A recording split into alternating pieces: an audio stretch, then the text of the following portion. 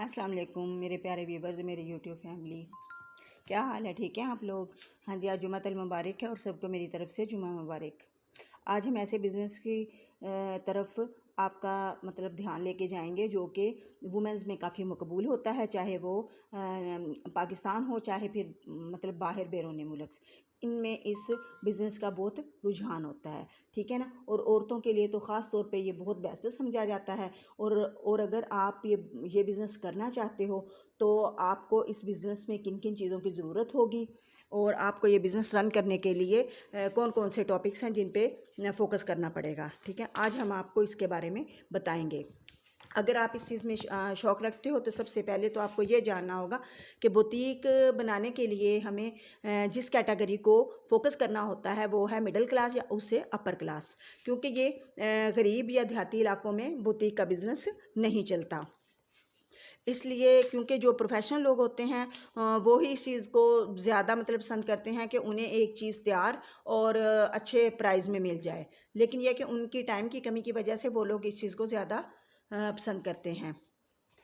तो इसके लिए सबसे पहले जो बात आपने मद्देनज़र रखनी है वो ये है कि आपने एरिया का इंतखाब करते हुए इस बात को मद्देनज़र रखना है। उसके बाद अगर आप बहुत अच्छी डिज़ाइनिंग कर सकते हो, बहुत अच्छी मतलब स्टिचिंग कर सकते हो तो भी ठीक है, लेकिन इसके अलावा भी आप अगर एक स्टाफ को हायर करके भी अपनी बुटीक चला सकते हो। इस चीज़ में सबसे मतलब अहम चीज़ें क्या होंगी, हम आपका फोकस उसके एक एक चीज़ की तरफ करवाते हैं। सबसे पहले तो आपने जनाब मतलब कपड़े को डिसाइड करते हुए कपड़े पे आपको बहुत बहुत मतलब फोकस होना चाहिए और बहुत अबूर हासिल होना चाहिए, ठीक है। और अगर आप कपड़े की क्वालिटी पर कंप्रोमाइज़ कर जाते हैं तो आपकी सारी मेहनत, चाहे वो आपके प्रोफेशनल स्टाफ की हो चाहे आपकी हो, सारी की सारी ज़ाया हो जाएगी, ठीक है ना। इसलिए आपको सबसे पहले इस चीज़ पे फोकस करना है। उसके बाद आपके जो स्टिचर हैं और आपके जो कारीगर हैं वो अच्छे और प्रोफेशनल होने चाहिए, ठीक है। इसके लिए आपको ये देखना है कि अगर आप बहुत अच्छी डिज़ाइनिंग कर लेते हो तो फिर आपको एक स्टिचिंग वाला बंदा चाहिए, आपको उसके अलावा आपको एम्ब्रॉयडरी वाला बंदा चाहिए और उसके अलावा प्रोफेशनल उनका साथ देने के लिए और भी एक दो बंदे आप हायर कर सकते हो, ठीक है, जो कि ड्रेसिंग की तैयारी के बाद उनकी फिनिशिंग पे ध्यान दे सकते हैं। उसके अलावा ये है कि आपको जब भी ये बंदे हायर करने हैं तो ये बंदे प्रोफेशनल होने चाहिए। फिर उसके अलावा अब आप जिस चीज़ पे फोकस करोगे वो ये है कि माल मटेरियल तैयार हो गया तो आपको सिर्फ बुटीक के लिए क्या चाहिए, आपको चाहिए एक ऐसा एरिया जहाँ पे आप उसका शोरूम बना सकें, जहाँ पे तैयार मटेरियल आके उसको मतलब लगाया जाता है।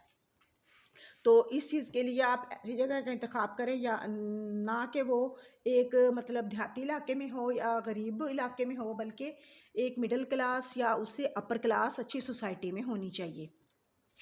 फिर उसके बाद आप लोग इस चीज़ की तरफ फोकस करोगे कि जो मटेरियल तैयार हो रहा है उसकी चेकिंग पे ज़्यादा तवज्जो दें, ताकि जो सब पूरे ग्रुप ने मेहनत की है ना उसको जब तक आप चेक नहीं करोगे, उसकी चेकिंग पे ध्यान नहीं दोगे ना, उस वक़्त तक आपका बिज़नेस इससे इफ़ेक्ट हो सकता है। तो अब आपने सारे काम कर लिए, आपने एक अच्छा टीचर भी हायर कर लिया, आपने फिर मतलब सारा स्टाफ हायर करने के बाद ये काम आप दो तरीक़ों से कर सकते हो। अगर आपके पास इतनी इन्वेस्टमेंट है कि आप सारी मशीनरी खुद ख़रीद सकते हो तो आप वो भी कर सकते हो। लेकिन अगर आपके पास इतनी इन्वेस्टमेंट नहीं है तो आप कुछ लोग मिल के मतलब ऐसे लोग जो कि कई लोगों के पास कई घरों में मतलब उन लोगों ने कोर्सेज़ किए होते हैं, उनके पास मशीनें भी दस्तयाब होती हैं। वो लोग अगर आपको अपना मटेरियल तैयार करके दें तो आप लोग उनकी हेल्प भी ले सकते हो, ठीक है। लेकिन इस सारे काम के बाद आपको जिस चीज़ की तरफ अहम पॉइंट है वो ये है कि आपकी मार्केटिंग के बारे में हम पिछली वीडियोस में काफ़ी कुछ बता चुके हैं। इंशाल्लाह आने वाली वीडियोस में हम आपको ऑन नेट भी मार्केटिंग के सारी तरीक़ों के बारे में बताएंगे।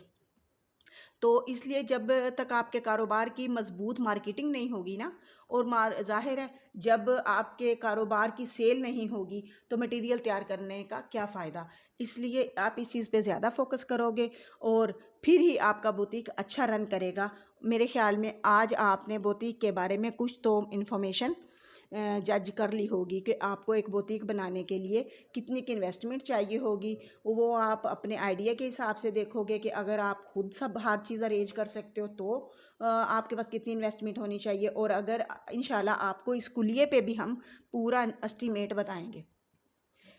आज की वीडियो लंबी हो जाएगी, इसलिए हम इस यहीं पे ख़त्म करते हैं और नेक्स्ट वीडियो के लिए अल्लाह हाफिज़।